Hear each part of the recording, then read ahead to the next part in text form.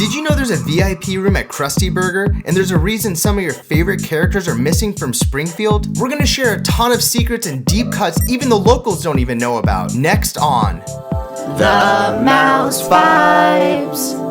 Welcome back to another Mouse Vibes video. I'm so excited to be spending the day inside Springfield, USA. There are a ton of secrets and deep cuts scattered around this entire land. Let's go see how many you can find today. When walking into Springfield, you're immediately greeted by character statues from the show. While the character statues aren't necessarily a secret, did you know there are 23 of them scattered around the land? You have my favorite character Ralph, neighborhood bully Nelson, and Lisa Simpson. And across the street is Chief Wiggum, enjoying a donut while Sideshow Bob escapes from the Springfield Penitentiary. You also have Sergeant Lou and his right-hand man, Officer Eddie, patrolling the streets. They don't seem to be doing much better as Snake is sneaking out above them. What's up with the cops in Springfield? Over at the Quickie Mart, Millhouse is enjoying a slushie outside, watching this whole thing go down. My favorite one's over in the Duff Garden, where you can find the mascots for Duff Beer, the Seven Duffs. The Seven Duffs are obviously a parody of the Seven Dwarfs from the Disney animated movie Snow White and the Seven Dwarfs.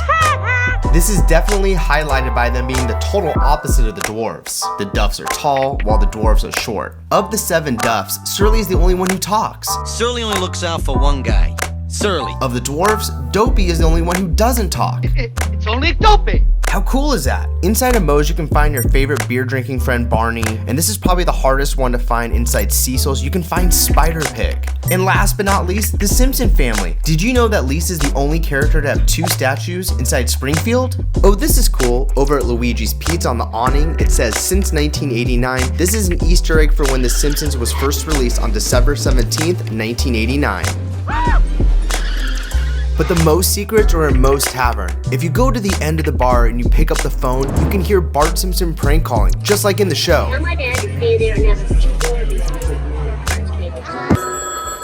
Hello, Moe's Tavern, birthplace of the Rob Roy. Is Seymour there? Last name, Butts. Just a sec. Hey, is there a Butts here? Seymour Butts. I'm literally having a Duff beer inside Moe's Tavern. Dare I might say this is the best theme park drink in the world. And no, I haven't seen Seymour Butts. Listen, you little scum-sucking pus bucket. When I get my hands on you, I'm gonna pull out your... There are a ton of props and references to the show, like the love tester in the corner, the Duff beer on tap, and they used to sell the signature drink, the Flaming Moe here. Did you know that the love tester is the reason we have the Flaming Moe? Oh, I know. I got behind on my beer payment. The distributor cut me off and I spent my last 10 grand on the love tester.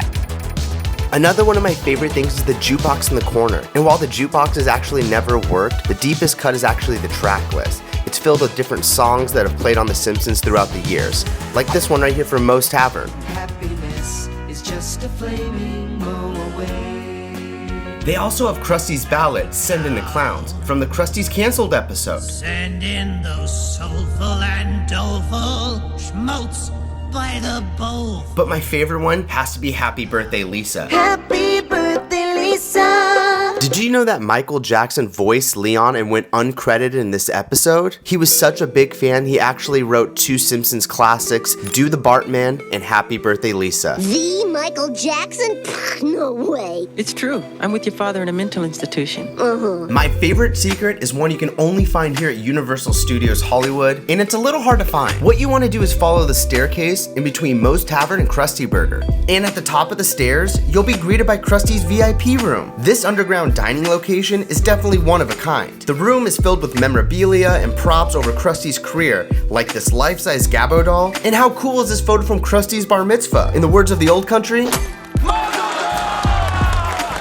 but the coolest part is that there's original drawings of Simpson characters all over the walls, and they're signed by the artists that did them. And did you know since day one, a rule in the Simpsons licensing, that any drawing of a Simpsons character has to have Matt Groening's name next to it? The reason for this rule was to help protect Matt Groening and his characters. The downside is that artists who officially draw for The Simpsons will eventually have Matt Groening's name next to it and not theirs. These artists spend their careers drawing these iconic characters, and this room is the only place in the world where these animators are properly credited. Like, I can walk into this room and go, hey, Mike Norris drew this. And those are the Flight of the Conchords right there. Artists in poverty with music and dance. Artists make art on the beaches of France. The wall is also filled with some of the most iconic moments and characters over The Simpsons past. Mr. Sparkle! Or that time that Luke Perry was on? And what are you making, Sideshow Luke Perry? A 19th century carousel. Or how about a Harry Potter Easter egg? Love is more powerful than all my magic. And this is the only place that you can get a nod to Phil Hartman's iconic character. Hi, I'm Troy McClure. Today you'll see me in my greatest role.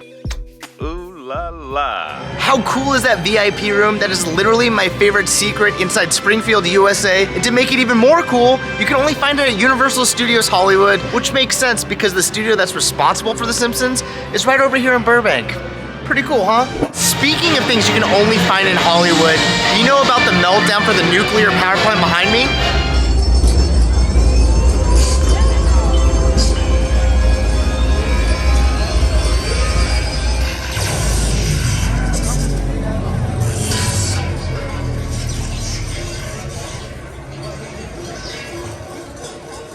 While the meltdown itself isn't necessarily a secret, did you know the first concept for the Simpsons ride was a day at the nuclear power plant? We'll get into why that didn't happen in just a second, but the team over at Universal was able to bring back this idea with the opening of the town of Springfield back in 2015.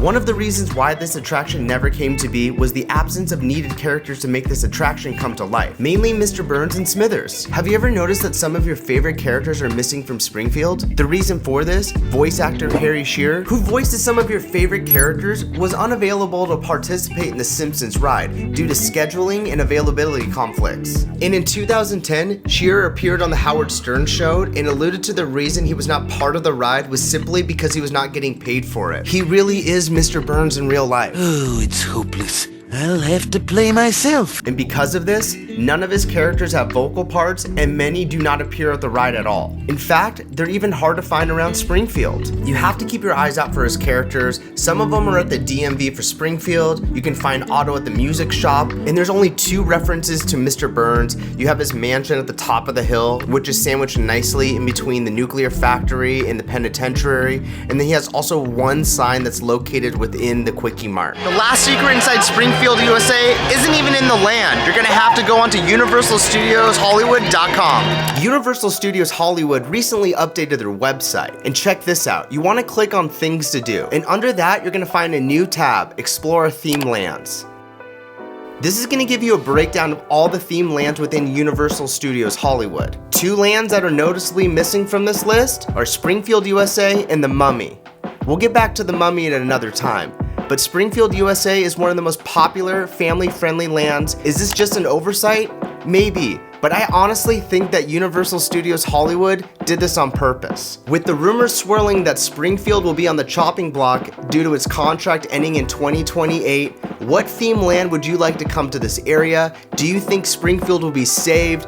And all of this really ties into Disney purchasing the IP and all of Fox a few years ago. Springfield, USA is filled with so much charm and attention to detail, and after spending a day here nerding out, I would really hate to see this land go. Comment down below what you think. And if you'd like to see more videos, also comment that. If you're new to the channel, make sure to like and subscribe. It really helps us grow, and if not, thanks for stopping by.